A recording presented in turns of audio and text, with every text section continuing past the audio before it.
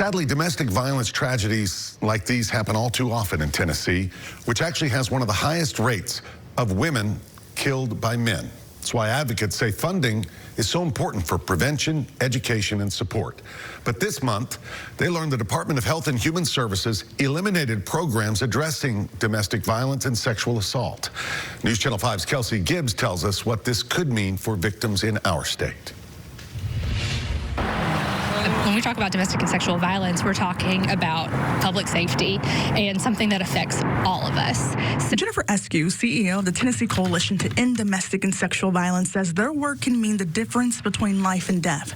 They focus on prevention through programs like Safe Bar and training barber stylists and tattoo artists to recognize abuse, along with workplace safety programs. But these efforts might lose their funding. Centers for Disease Control, which funds all of the sexual and domestic violence prevention work, it was just eliminated. Eskew says the CDC's Division of Violence Prevention's program branch, which runs domestic violence and rape prevention programs and grants, was shut down. All of the staff were let go. It happened really suddenly.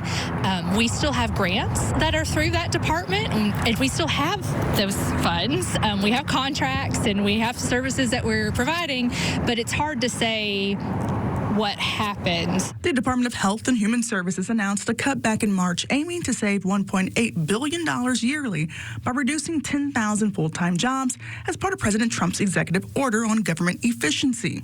But for advocates, they say there are no federal program staff to issue their grants. We submitted a report, but we don't know if there's anyone to review it. And when we have to submit continuation applications each year, we don't know who will be processing those. So the grant's still there, but what will happen to the funding, it's hard to know.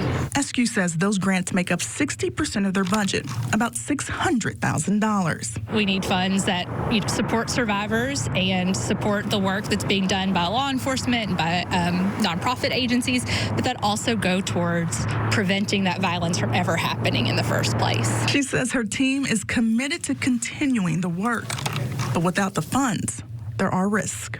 If we face a lot of these cuts, there will be a reduction. That's just reality, and reduction in what services are available.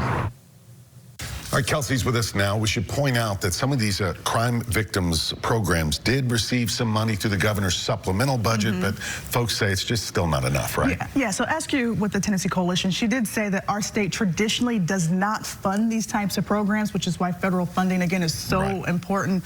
So she is asking people, calling on people to advocate and to donate to nonprofits at this time. They all need our help and support. All right, thanks so much, Kelsey.